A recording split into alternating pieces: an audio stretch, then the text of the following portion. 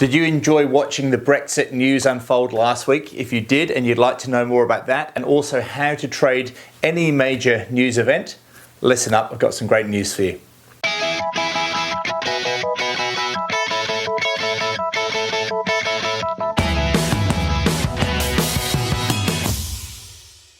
Hi Forex traders, it's Andrew Mitchem here, the Forex Trading Coach. Today is Friday the 1st of July, and a week ago we had the Brexit news out of the UK, and quite unexpectedly Britain decided to leave the EU. And just before that happened, the British pound US dollar reached a high for the year. And then, of course, as the news came out, and because it was unexpected that Britain was to leave, then, of course, the British pound crashed against all currencies. And it was a real roller coaster. You know, it just crashed, it tumbled. And the brokers prior to that event had given us plenty of warning to say, look, you know, leverage and spreads, etc. It's going to be hard to trade, and it was safer not to. And personally, I didn't trade on Friday at all. And then on Monday, when the market opened, we had some huge opening gaps. And that was to be expected because, of course, there had been even more, you know, sort of fallout over the weekend. And so I didn't personally take any of those trades. You know, spreads were massive. It was just too difficult and too uncertain to trade at that time. And then what we've seen recently over the last couple of days is we've actually seen the British pound retrace. It's actually pulled back again. And then just a day or so ago, it then pretty much stalled. It pulled back and retraced, and it was showing a lot of indecision, as in the pullback, the retracement doesn't look like it's going to go any further. In fact, right now, behind me, I've got two trades open, selling the British pound, Australian dollar, and also the British pound against the New Zealand dollar. Both sell trades, both looking very good, both in excellent profit right now as I'm making this video and podcast. And so what I've seen there is the British pound crash against the Aussie and the Kiwi. And as mentioned, it's then pulled back. And the British pound's done this against all currencies. But it's this pullback, and it looks like it's then not going to pull back any further at this stage.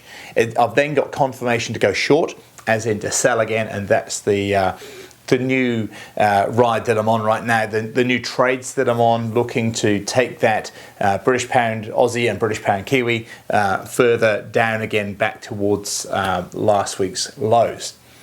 And so that gives us, I suppose there's a few messages in that. One, you don't have to trade all the time. Two, if the market's not showing favorable conditions, don't trade. And three, wait and be patient. You know, wait for the good setups. Don't force trades to happen. Don't, because everybody else is jumping on a big sell trade, don't just take a sell trade because of everybody else is doing it. You know, don't have that sheep following mentality. Trade what you see. Wait for retracements, and then if the trend looks like it's going to continue, as in this current trend now, it looks like it's heading down again, then find the opportunity to get in a sell trade at a better price. No good selling way down at the low. You're far better off in leaving that, let that move do its thing, let it pull back, because all the time we're finding retracements, doesn't matter what the circumstances, let the retracement happen, and then in my example, as I'm going short, then look to ride that short again. So that can be applied to any major news announcement when you get a reaction after that news. And so what else is happening on the charts this week? Well, because I'm looking at strength in the commodity prices, I'm looking at the Aussie, the Kiwi and the Canadian. I noticed silver's also gone up, but Aussie, Kiwi, Canadian strength. And so when you put the weakness of the pound and the strength of the Aussie and the Kiwi together, looking for that pair to fall. So it really comes back to the basics again. It comes back to watching the charts, waiting for the setups. Don't rush. Make sure you've got controlled risk. Make sure that you're trading with the overall likely strengths and weaknesses. And when you put all those things together, then you give yourself a very, very high probability of having a successful outcome to your trading. So I hope that helps. If you're in Britain or the UK, I hope that the vote went the way that you were looking for. Obviously, because it was such a close vote, there's going to be a lot of people who are very happy and a lot of people who it went against the way that they were thinking. If you are over that side of the world, I hope that your vote was the one that won for you. And it'll be interesting to see now how Britain continues without the backup of Europe.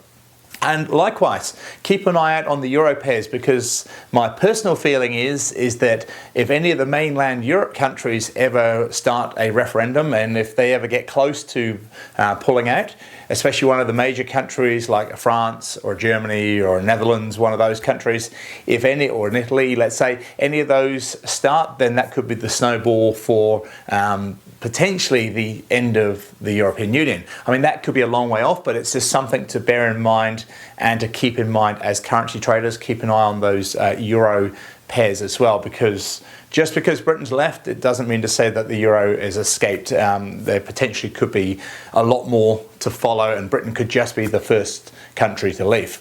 Time will tell what happens there. Keep an eye on your charts, because that's always the best way to see what's happening. So I hope you've enjoyed this video and podcast.